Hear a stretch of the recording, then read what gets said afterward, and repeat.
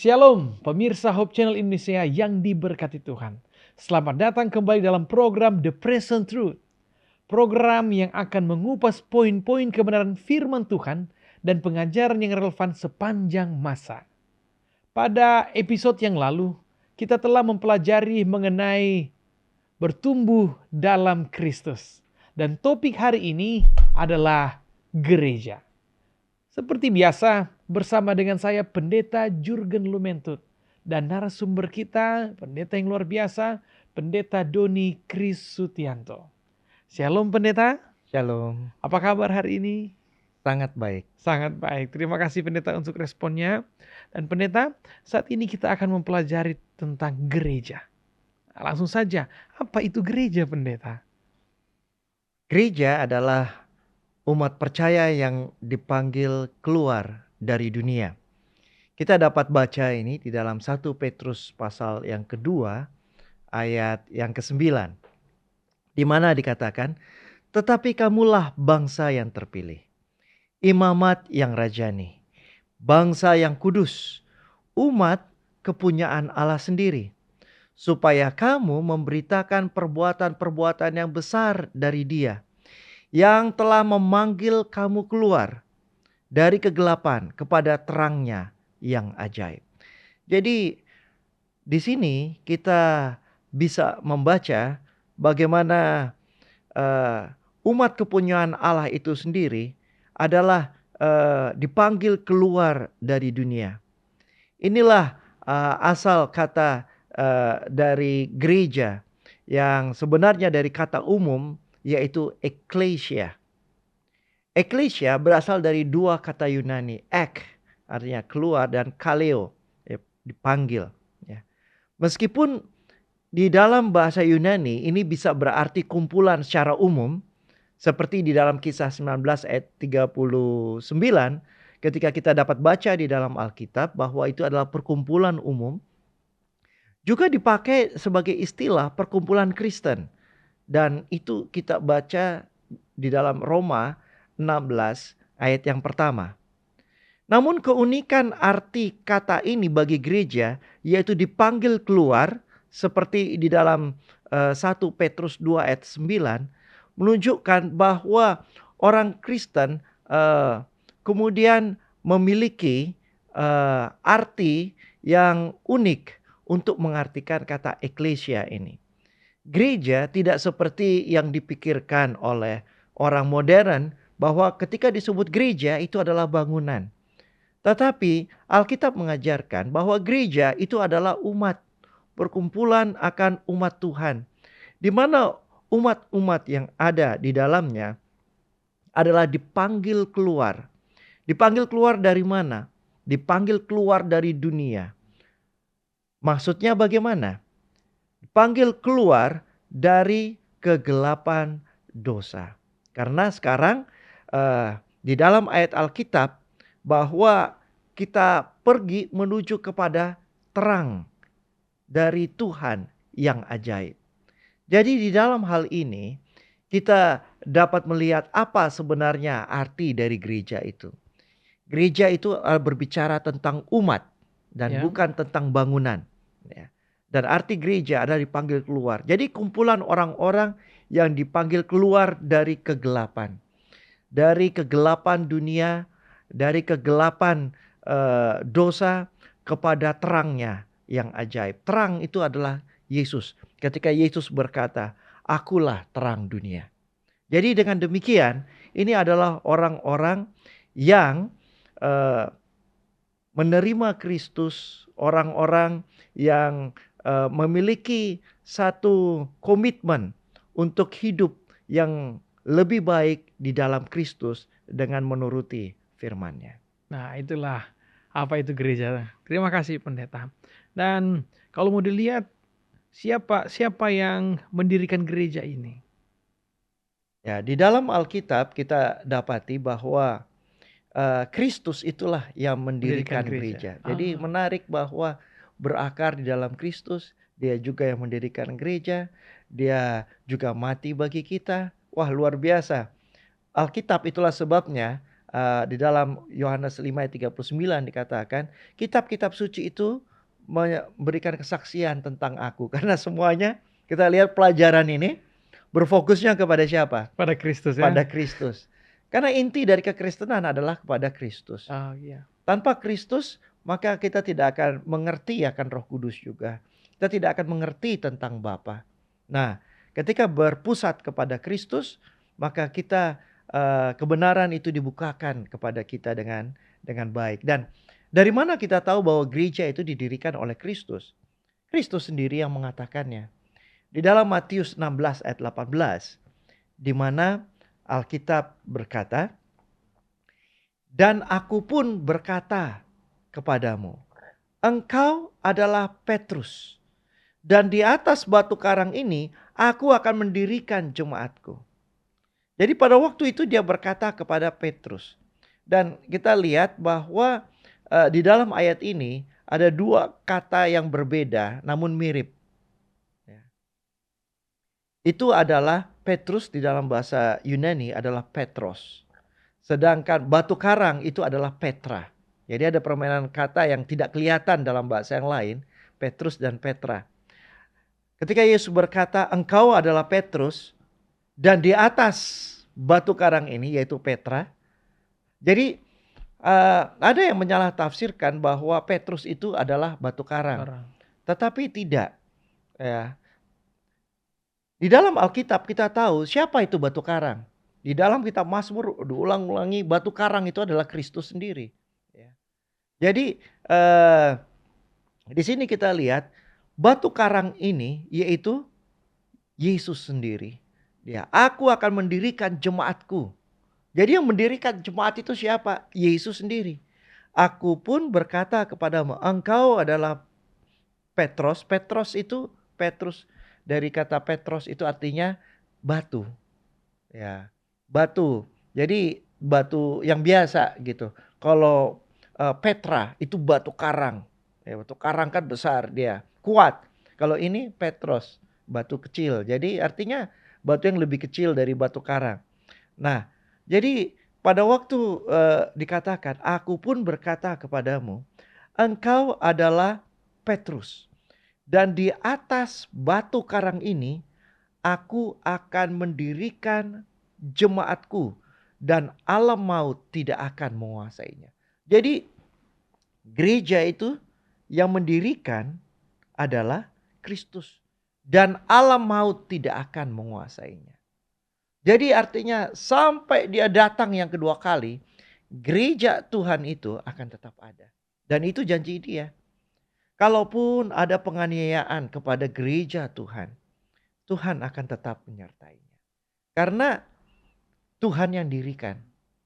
Dan Tuhan akan menyertainya. Ketika dia katakan di dalam Matius 28 ayat yang ke-20, aku menyertai kamu senantiasa sampai kepada akhir zaman.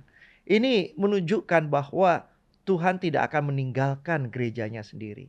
Kenapa? Karena dia yang mendirikan.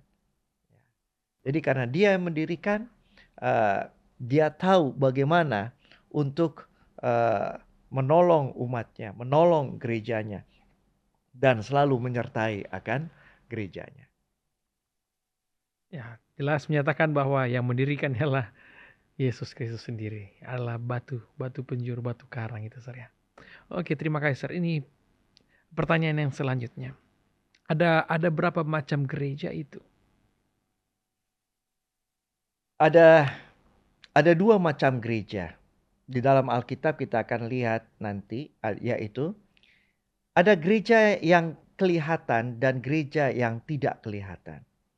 Ada gereja yang nampak dan gereja yang tidak nampak.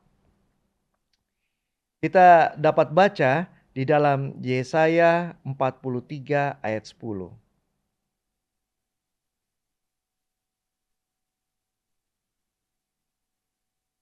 Kamu inilah saksi-saksiku. Demikianlah firman Tuhan. Dan hambaku yang telah kupilih. Supaya kamu tahu dan percaya kepadaku. Dan mengerti bahwa aku tetap dia. Sebelum aku tidak ada Allah dibentuk, dan sesudah aku tidak akan ada lagi. Ini kamu adalah saksi-saksiku. Jadi eh, ketika Tuhan memilih umatnya, itu ada maksudnya, yaitu untuk menjadi saksi, untuk melayani. Nah, gereja yang nampak adalah gereja yang melayani. Jadi inilah gereja yang diorganisir untuk melayani. Jadi karena dia ini adalah saksi-saksi Tuhan. Di dalam Kisah pasal 1 ayat yang ke-8 juga prinsip yang sama ditekankan oleh Lukas yang menulis ini ketika dia katakan, tetapi kamu akan menerima kuasa kalau Roh Kudus turun ke atas kamu. Dan kamu akan menjadi saksiku. Ini perkataan Yesus yang dituliskan oleh Lukas. Dan kamu akan menjadi saksiku di Yerusalem, di seluruh Judea dan Samaria, dan sampai ke ujung bumi. Untuk apa menjadi saksi? Dan di perjanjian lama itu ada di sana. Jadi gereja Tuhan adalah gereja yang melayani, itu adalah gereja yang kelihatan, gereja yang nampak, gereja yang diorganisir adalah gereja yang melayani.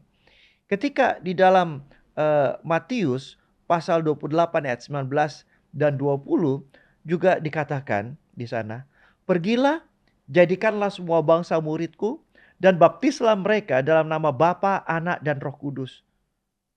Pada waktu dikatakan seperti itu, pergilah, jadikanlah semua bangsa. Ini adalah gereja yang nampak, gereja yang melayani. Nah, gereja yang diorganisir. Jadi kalau ada gereja yang ternyata tidak mau melayani, itu bukan arti gereja namanya. Yang hanya senang untuk kongko-kongko, ada aktivitas sosial, retreat, potluck dan sebagainya, tapi tanpa ada penginjilan, itu namanya kelompok sosial itu. Kan gereja. Bukan gereja. Gereja itu melayani. Gereja itu menjadi saksi. Jadi juga dalam budget gereja pun, kalau budget penginjilannya kurang, nah itu lebih banyak kepada hal yang lain yang lebih bersifat entertain atau sosial dan sebagainya, itu bukan gereja namanya. Karena gereja itu adalah kumpulan orang-orang yang akan menjadi saksi bagi Tuhan. Nah, itu arti kata eklesia. Dia dipanggil keluar. Untuk apa? Untuk memberitakan perbuatan besar dari Dia yang telah memanggil kamu keluar dari kegelapan kepada terangnya yang ajaib. 1 Petrus 2 ayat 9 katakan itu. Jadi di dalam hal ini kita dapat melihat tentang bagaimana arti dari gereja dan bagaimana kita harus bertindak sebagai sebuah gereja, yaitu gereja yang nampak atau gereja yang kelihatan atau gereja yang diorganisir, itu adalah gereja yang melayani. Ya meskipun di dalamnya tentunya potluck itu penting, ya itu adalah social activities ya. Dan kemudian retreat itu juga penting, perlu ada di sana. Tetapi fokus utama gereja adalah melayani, ya, dan menjadi saksi, ya, bagi mereka yang belum mengenal akan kebenaran Tuhan. Nah, itu yang pertama adalah gereja yang nampak. Tetapi ada juga di dalam Alkitab disebutkan tentang gereja yang tidak tampak. Itu adalah umat Allah yang berada di luar gereja yang nampak. Ya. Namun gereja yang tidak tampak ini juga bisa termasuk di dalamnya, bukan hanya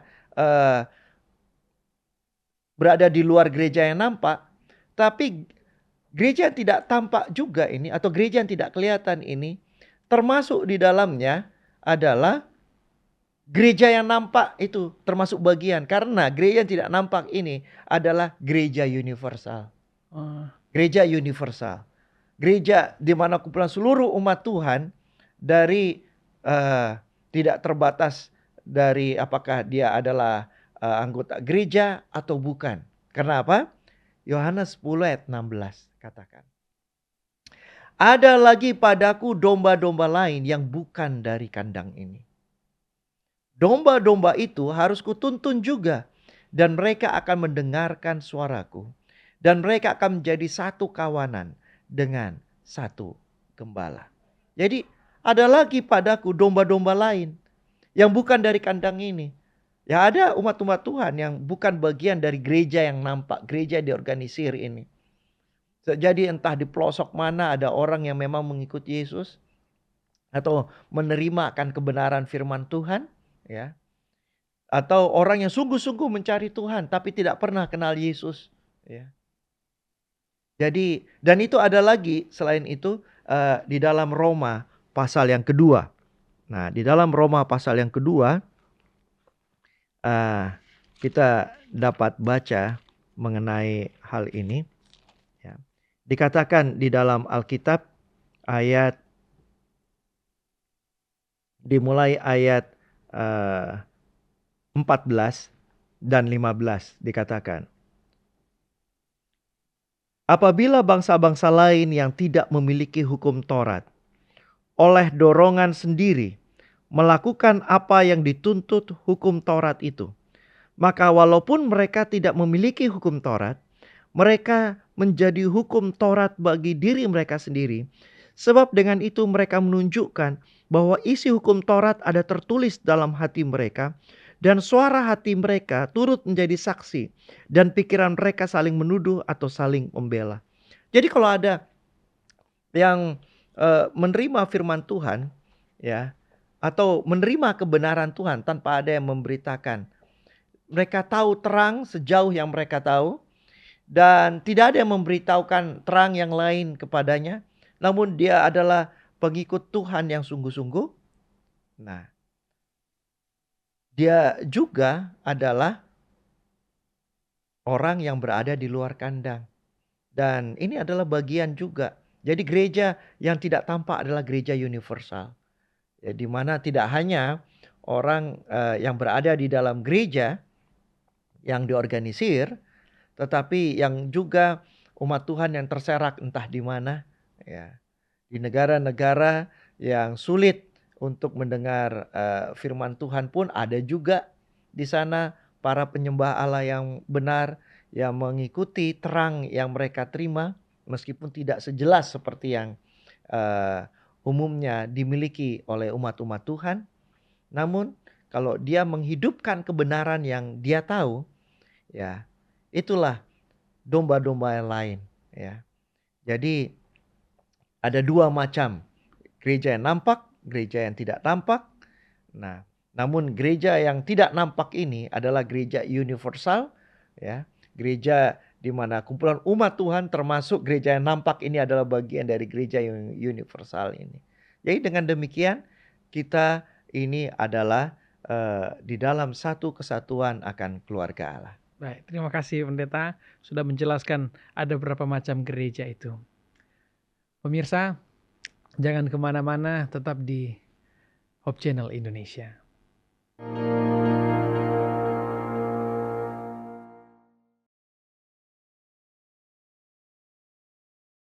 Pemirsa Hope Channel Indonesia, kembali lagi dalam program The Present Truth.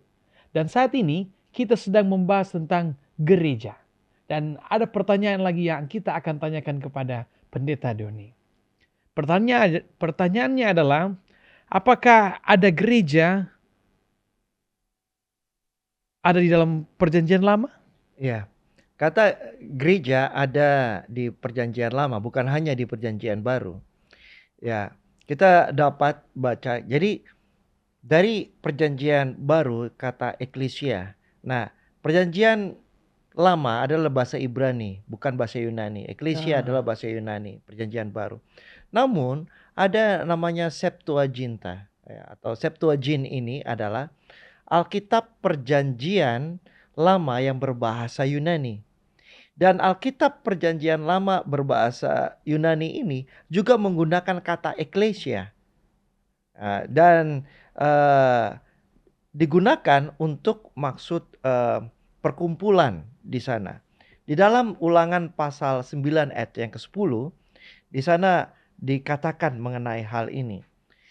Tuhan memberikan kepadaku kedua loh batu yang ditulisi jari Allah. di mana ada segala firman yang diucapkan Tuhan kepadamu di gunung itu dari tengah-tengah api pada hari perkumpulan. Jadi pada waktu mereka berkumpul, nah itulah eklesia, ya kumpulan. Jadi gereja itu bukan hanya satu, ya, tapi adalah kumpulan. Demikian juga di dalam Ulangan pasal 18 ayat yang ke-16. Ketika dikatakan, tepat seperti yang kamu minta dahulu kepada Tuhan Allahmu di Gunung Horeb pada hari perkumpulan dengan berkata, tidak mau aku mendengar lagi suara Tuhan Allahku. Jadi pada hari perkumpulan, ya, itu digunakan juga kata yang sama, yaitu eklesia. Jadi kata eklesia atau gereja di Perjanjian Lama di dalam kitab atau Alkitab Septuagint itu digunakan pada Ulangan 9 ayat yang ke-10, Ulangan 18 ayat yang ke-16, dan 1 Samuel 17 ayat yang ke-49. Nah, jadi di dalam hal ini kita dapat membaca bagaimana konsep atau arti dari eklesia itu muncul di sana. Terima kasih pendeta. Memang benar berarti ada gereja di Perjanjian Lama. Dan pertanyaan selanjutnya, apakah gambaran Alkitab mengenai gereja? Ya, di dalam Alkitab ada banyak metafora tentang gereja, di mana masing-masing itu memiliki maksudnya. Ya, contoh yang pertama kita lihat bahwa gereja adalah satu tubuh. Ya. Kemudian kita dapat baca di dalam Efesus 2 ayat 16. Kita lihat di dalam Alkitab dikatakan, dan untuk memperdamaikan keduanya di dalam satu tubuh dengan Allah oleh salib, yaitu orang Yunani dan orang Yahudi diperdamaikan keduanya dalam satu tubuh dengan melenyapkan perseteruan pada salib itu. Jadi di dalam gereja itu satu tubuh, tidak ada perseteruan. Kalau dulu di abad pertama ada orang Yunani dan orang Yahudi dalam satu gereja, awalnya sulit untuk akur. Ya. Tetapi kemudian Rasul Paulus menerangkan, tidak, kita ini diperdamaikan dalam satu tubuh.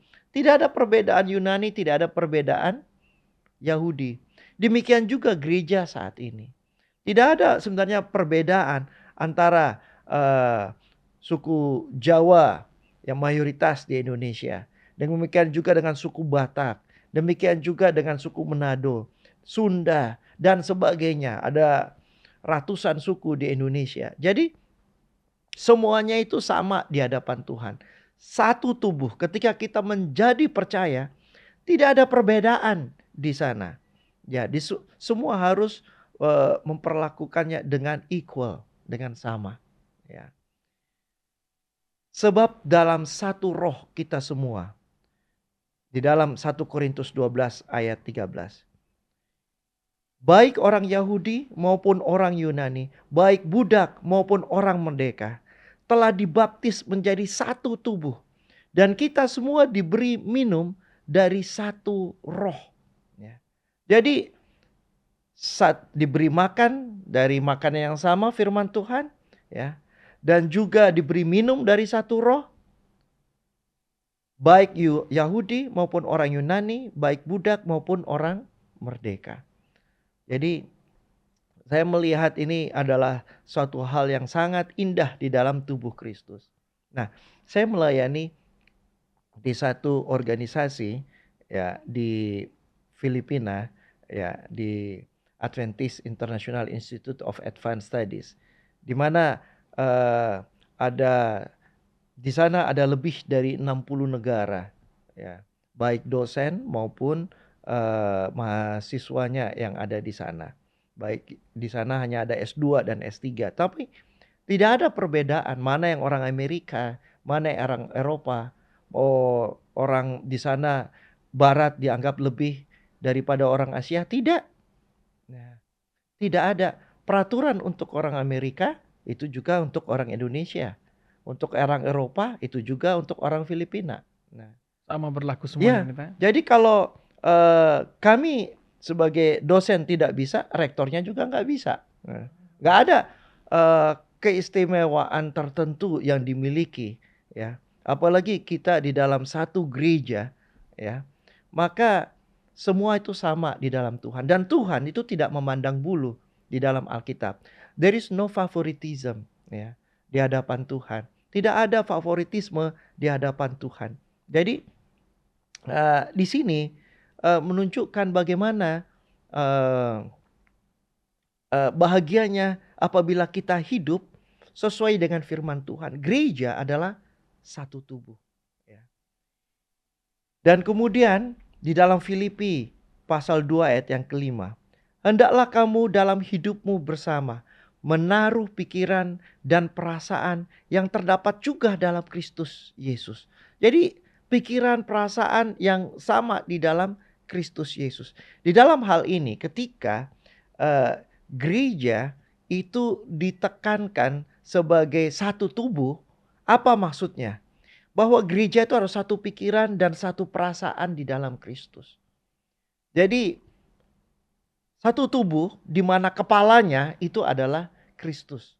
Ya, kita bisa baca ini juga di dalam Alkitab bahwa banyak bagian-bagian tubuh tapi satu tubuh dan satu kepala.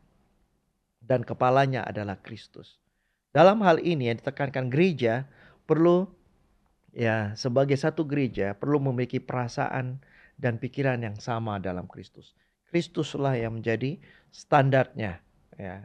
Bukan kepentingan diri, kepentingan golongan atau kepentingan suku dan sebagainya. Kristus inilah yang menjadi standar dari apa yang kita lakukan sebagai sebuah gereja. Terima kasih pendeta. Jadi gambaran Alkitab mengenai gereja yaitu satu tubuh di dalam Kristus. Nah pendeta, tapi apakah hanya ada satu tubuh? Mungkin apalagi yang Alkitab gambarkan mengenai gereja ini? Ya, di dalam Alkitab kita dapat membaca bagaimana gereja bukan hanya digambarkan sebagai satu tubuh, tapi gereja digambarkan sebagai bait suci yang hidup. Bait suci yang hidup. Di dalam 1 Korintus 3 ayat 16 dikatakan, "Tidak tahukah kamu bahwa kamu adalah bait Allah dan bahwa roh Allah diam di dalam kamu?" Jadi kamu adalah bait Allah. Jadi ketika Rasul Paulus menuliskan ini kepada jemaat Korintus, dia menganggap bahwa jemaat Korintus itu adalah bait Allah. Dan kemudian ayat yang 1 Petrus 2 ayat 4 dan ayat yang kelima dikatakan, "Dan datanglah kepadanya batu yang hidup itu, yang memang dibuang oleh manusia." Ini bicara tentang Kristus. "Tetapi yang dipilih dan dihormat di hadirat Allah. Dan biarlah kamu juga dipergunakan sebagai batu hidup." Jadi kita ini adalah bait suci yang hidup, ya. Untuk pembangunan satu rumah rohani bagi suatu imamat kudus, untuk mempersembahkan persembahan rohani yang karena Yesus Kristus berkenan kepada Allah. Jadi batu hidup yang sebenarnya itu adalah Kristus. Dan kita, karena kita masing-masing menerima Kristus, kita dibangun, ya, dalam batu penjuru itu, yaitu Yesus, untuk membentuk satu bangunan rohani. Nah, di sini apa yang mau berusaha untuk ditekankan adalah masing-masing kita mempunyai tempatnya dalam rencana Allah. Dalam bangunan itu masing-masing kita punya tempatnya di sana. Sama seperti dikatakan bahwa kamu adalah batu hidup, bahwa kita punya tempat di dalam bangunan bait suci Allah itu, bangunan rohani Allah itu. Kita punya tempat di sana. Jadi jangan merasa bahwa di dalam satu gereja kita itu merasa terasing. Dan gereja mestinya membuat orang-orang yang berada di dalamnya tidak menjadi asing, karena masing-masing mempunyai nilai di hadapan Tuhan. Mereka mempunyai tempat di hadapan Tuhan. Itulah sebabnya disebut bait suci yang hidup. Masing-masing memiliki eh, talenta atau karunia yang dapat diberikan untuk pembangunan akan rumah rohani ini. Jadi selain dikatakan bahwa gereja itu sebagai Tubuh, satu tubuh, juga gereja adalah rumah rohani atau bait bait suci suci yang yang hidup. hidup, yang terus bertumbuh. Nah, ini juga menunjukkan bahwa namanya hidup itu pasti dia akan bertumbuh. Nah, demikian juga gereja itu harus bertumbuh, ya.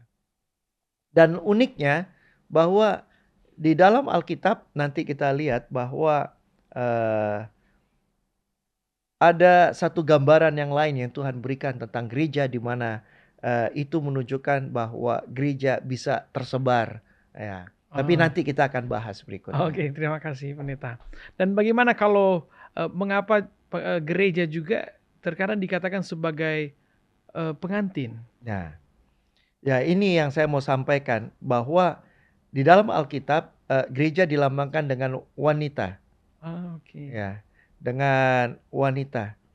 Dan yang menarik adalah bahwa wanita yang digambarkan, kenapa wanita? Karena wanita ini yang eh, melahirkan anak.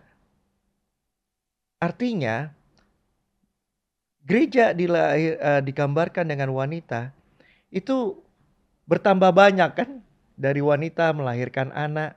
Jadi gereja itu memang harus berkembang, ya. Disebutkan sebagai pria, Ya. pria di situ digambarkan sebagai Yesus, ya. Dan gereja, ya, itu adalah sebagai wanita. Nah, kita lihat di dalam 2 Korintus 11 ayat yang kedua. Sebab aku cemburu kepada kamu dengan cemburu ilahi. Karena aku telah mempertunangkan kamu kepada satu laki-laki untuk membawa kamu sebagai perawan suci kepada Kristus. Ini dalam 2 Korintus 11 ayat yang kedua. Jadi gereja ini, ya, dilambangkan, ditunangkan kepada satu laki-laki, yaitu Kristus, ya.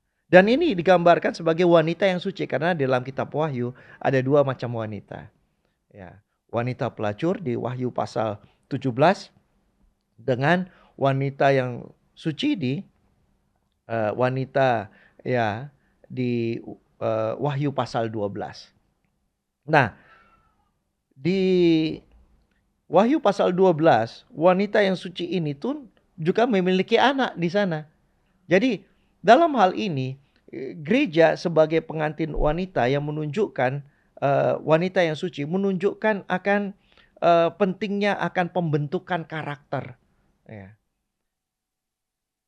Di dalam Efesus pasal 5 ayat 25 dan 26 dikatakan, "Hai suami, kasihilah istrimu sebagaimana Kristus telah mengasihi jemaatnya dan telah menyerahkan dirinya baginya untuk menguduskannya, sesudah ia menyucikannya dengan memandikannya dengan air dan firman." Jadi bagaimana Tuhan membuat gerejanya ini suci, kudus?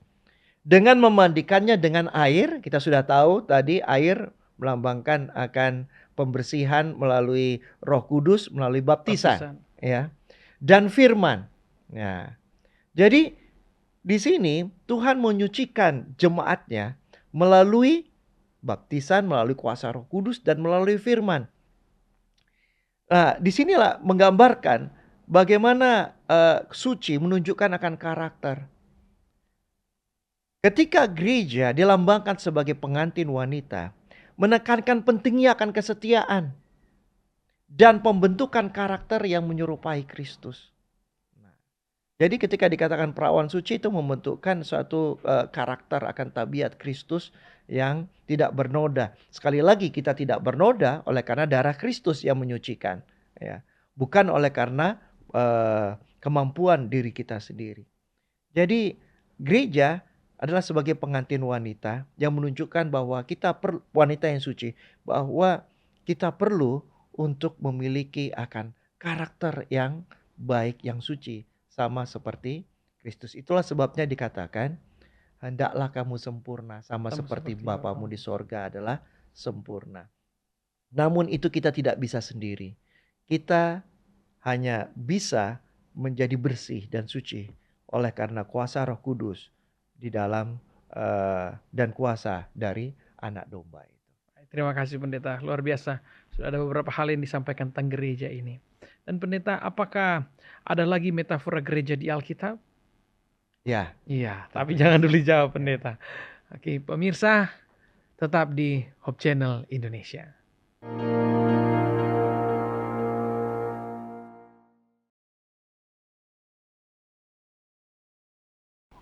Pemirsa Hope Channel Indonesia, masih bersama dengan kami dalam program The Present Truth, di mana kita sedang membahas tentang gereja.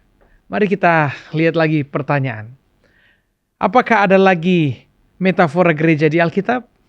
Silakan pendeta. Ya, yang berikutnya metafora dalam Alkitab mengenai gereja adalah bahwa gereja sebagai Yerusalem sorgawi. Ya. Di dalam Wahyu pasal 21 ayat 2 dan 3 dikatakan, "Dan aku melihat kota yang kudus, Yerusalem yang baru, turun dari sorga, dari Allah, yang berhias bagaikan pengantin perempuan." Jadi masih ada hubungannya dengan tadi sebagai pengantin, tapi dia disebutkan sebagai kota yang kudus, Yerusalem, ya, kota Yerusalem. Jadi dia ini dilambangkan dengan pengantin wanita dan adalah menuju kepada gereja. Ini adalah tentunya gereja universal, ya. Di mana gereja universal inilah dilambangkan sebagai seluruh gereja ini adalah melambangkan dari Yerusalem sorgawi. Dan kemudian ayat yang ketiga, "Lalu aku mendengar suara yang nyaring dari tahta itu berkata, 'Lihatlah kemah Allah ada di tengah-tengah manusia, dan ia akan diam bersama-sama dengan mereka. Mereka akan menjadi umatnya, dan ia akan menjadi Allah mereka.'" Jadi mereka akan menjadi umatnya, dan ia akan menjadi Allah mereka. Jadi di sini ini adalah tentang gereja Tuhan yang pada saatnya nanti adalah mereka yang berada di dalam kerajaan sorga. Ini adalah kumpulan umat Tuhan yang dilambangkan sebagai Yerusalem sorgawi. Di sini apa yang mau ditekankan, pelajarannya bagi kita adalah gereja sebagai Yerusalem sorgawi. Karena pada akhirnya mereka yang tergabung di dalam gereja yang universal ini, ya, mereka ini adalah atau gereja yang tidak nampak ini, bahwa pengharapan hidup kekal itu pasti. Karena mereka yang berada di dalam Yerusalem baru itu atau kota yang kudus itu adalah mereka umat-umat yang telah ditebus oleh Kristus. Itulah sebabnya disebut gereja sebagai Yerusalem sorgawi. Nah, ini menunjukkan bahwa ketika kita setia kepada Tuhan Yesus yang menebus kita dari dosa, dan kita bertahan sampai pada akhirnya, menunjukkan bahwa pengharapan hidup kekal kita itu adalah suatu yang pasti. Karena di Yerusalem sorgawi itu umat-umat Tuhan akan berkumpul di sana. Terima kasih pendeta. Masih kita lanjutkan pertanyaan. Gambaran apa lagi yang Alkitab katakan tentang gereja, pendeta? Salah satu yang sering kita mungkin dengar adalah gereja sebagai sebuah keluarga. Oke, keluarga. Di dalam Efesus pasal yang ketiga ayat 14 sampai ayat yang ke-15 dikatakan, "Itulah sebabnya aku sujud kepada Bapa, yang daripadanya semua turunan yang di dalam sorga dan di atas bumi menerima namanya." Jadi sujud kepada Bapa yang semuanya ada turunannya di sorga maupun di bumi. Jadi ini adalah kumpulan umat-umat Tuhan, ciptaan Tuhan, bukan hanya itu. Malaikat, penduduk dunia yang tidak jatuh dalam dosa, dan manusia yang ditebus oleh Tuhan, itu adalah sebuah keluarga. Keluarga di sorga dan keluarga di bumi.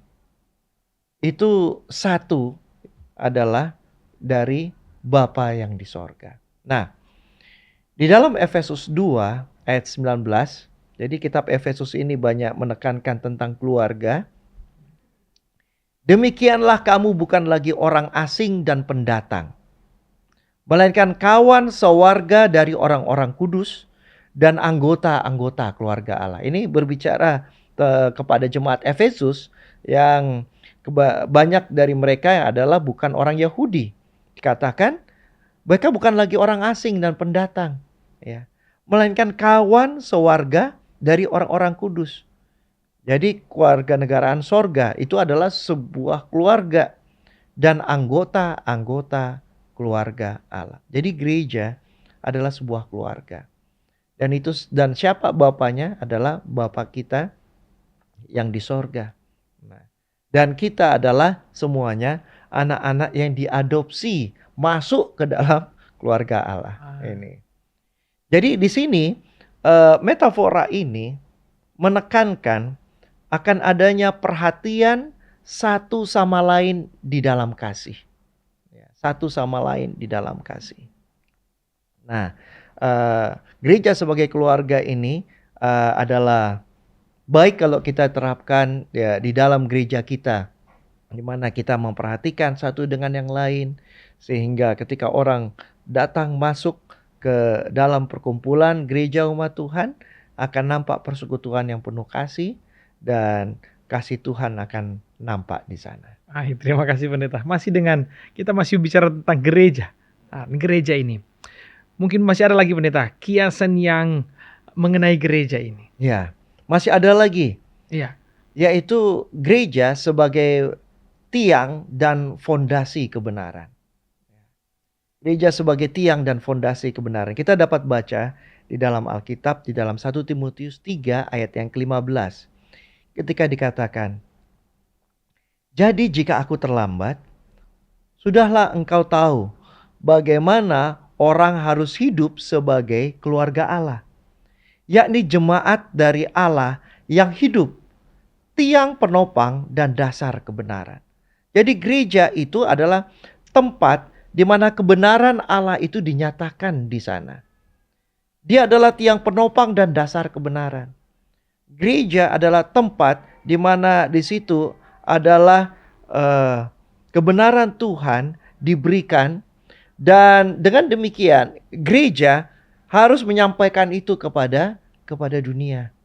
Nah, jadi tidak bisa harta kebenaran itu yang telah diberikan Tuhan kepada gerejanya dibuat sendiri untuk diri sendiri.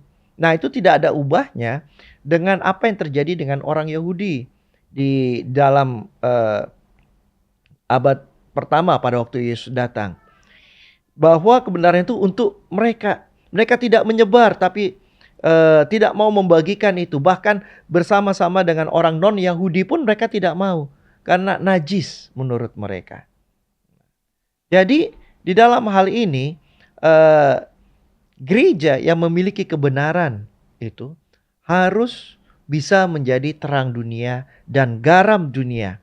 Dengan demikian kebenaran Tuhan dapat dinyatakan kepada mereka yang belum mengenal akan kebenaran Tuhan. Ketika Yesus disebutkan di dalam Alkitab adalah kebenaran dan hidup. Ini disebutkan dalam Yohanes 4:14 ayat yang ke-6. Maka gerejanya adalah tempat di mana kebenaran Yesus itu dinyatakan. Jadi kalau Yesus itu adalah kebenaran dan hidup, ya Yohanes 14 ayat 6, maka gerejanya adalah tempat di mana kebenaran Yesus dinyatakan. Karena gereja itu kumpulan dari umat-umat Tuhan yang disebut dengan Kristen. Artinya pengikut Kristus. Ketika kita menjadi pengikut Kristus, artinya kebenaran Kristus itu telah dinyatakan kepada kita. Dan kita harus membagikannya kepada orang lain. Jadi bukan hanya bagi diri kita sendiri, sebagaimana orang Yahudi yang akhirnya gagal di dalam tugasnya sebagai tempat penyimpanan kebenaran firman Tuhan untuk dibagikan. Namun yang menjadi lebih parah adalah ketika mereka menolak Yesus. Wah, yang seharusnya itulah yang harus mereka terima. Jadi gereja sebagai tiang dan fondasi kebenaran. Gereja harus tetap belajar firman Tuhan. Gereja harus tetap eh, mendapatkan terang yang lebih banyak lagi dari mempelajari firman Tuhan. Dan juga membagikannya kepada Orang yang lain. lain. Terima kasih pendeta. Masih adakah gambaran Alkitab tentang gereja lagi pendeta? Ya, masih ada. Ada lagi yang ingin saya sampaikan di sini adalah gereja sebagai suatu tentara rohani. Jadi ditunjukkan di dalam Alkitab, di dalam Efesus pasal 6 ayat 12 dan 13 dikatakan, karena perjuangan kita bukanlah melawan darah dan daging, tetapi melawan pemerintah-pemerintah, melawan penguasa-penguasa, melawan penghulu-penghulu dunia yang gelap ini, melawan roh-roh jahat di udara. Sebab itu, ambillah seluruh perlengkapan senjata Allah. Perlengkapan senjata Allah ini menunjukkan bahwa senjata Allah kita ini tentara ini berarti. Supaya kamu dapat mengadakan perlawanan pada hari yang jahat itu dan tetap berdiri sesudah kamu menyelesaikan segala sesuatu. Jadi di dalam ayat ini kita bisa mengerti bahwa gereja itu sebagai tentara rohani. Masing-masing kita adalah tentara. Masing-masing kita memiliki perlengkapan senjata Allah. Apa itu? Ya perisai iman, pedang roh dan sebagainya yang Paulus sudah katakan mengenai perlengkapan senjata ini dalam Efesus. Jadi rincian persenjataan rohani ini disebutkan di Efesus pasal 6 ayat 14 sampai 18 ya. Dan di situ menekankan adanya bahwa gereja itu sebagai tentara rohani harus berjaga-jaga dan waspada secara rohani di dalam pertentangan besar ini. Nah, kita sudah belajar tentang pertentangan besar ya, tentang bagaimana dari zaman ke zaman ya, pertentangan besar itu ada dan pada akhirnya nanti berakhir, dan saat ini peperangan itu masih berlangsung dan kita ada di dalamnya. Di dalam hal ini kita perlu berwaspada melawan segala serangan dari iblis. Dan sebagai tentara rohani, kita harus menyiapkan persenjataan kita, yaitu ya senjata rohani kita yang disebutkan daftarnya ya di dalam Efesus pasal 6 ayat 14 dan 18. Amin, luar biasa. Terima kasih pendeta dari pertanyaan semua tadi, dan itulah pertanyaan yang terakhir. Dan untuk sekarang ini pendeta boleh ringkaskan semua pelajaran kita tentang gereja. Kata gereja adalah kumpulan umat yang percaya kepada Yesus karena merespons akan kebenaran yang mereka dengar dan mereka terima. Gereja yang kelihatan adalah gereja yang diorganisir untuk pelayanan. Sedangkan gereja yang tidak kelihatan adalah kumpulan umat percaya yang universal, termasuk di dalamnya gereja yang kelihatan. Gereja dilambangkan dengan berbagai metafora di dalam Alkitab untuk menunjukkan bagaimana seharusnya karakteristik gereja yang dikehendaki Allah. Seperti gereja adalah satu bangunan. Ya, semua anggota itu memiliki tempat di sana, menjadi bagian dari bangunan Allah. Gereja sebagai satu tubuh di mana kepalanya adalah Kristus. Semua harus memiliki perasaan dan pikiran yang tertuju kepada Kristus. Dan ketika gereja sebagai pengantin wanita, diharapkan bahwa gereja itu adalah memiliki karakter Kristus, sama seperti pengantin wanita yang suci yang digambarkan di dalam Alkitab. Demikian juga ketika digambarkan bahwa gereja sebagai Yerusalem sorgawi, menunjukkan bahwa ada jaminan keselamatan bagi umat percaya untuk dibawa ke Yerusalem di sorga. Ketika digambarkan juga bahwa gereja adalah sebagai satu tentara, gereja ini adalah harus waspada, siap sedia menghadapi segala tantangan dengan mengandalkan persenjataan yang Tuhan telah berikan, persenjataan rohani. Jadi di dalam hal ini, gereja tidak pernah dibiarkan Tuhan sendiri.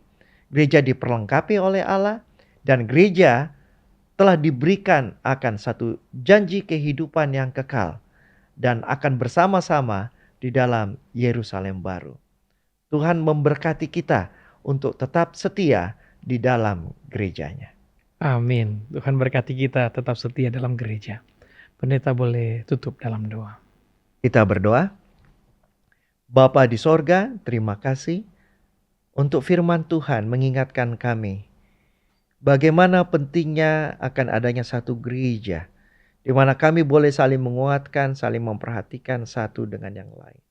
Dan fondasi dari gereja itu adalah Kristus sendiri. Terima kasih ya Bapa untuk keselamatan yang Tuhan berikan dan Tuhan membawa kami berkumpul bersama-sama dengan umat Tuhan yang lain di dalam gereja-Mu, agar supaya kami boleh saling menguatkan satu dengan yang lain selagi kami menantikan kedatangan-Mu yang kedua kali. Pertemukan kami kembali dalam episode berikutnya. Di dalam nama Yesus kami berdoa. Amin.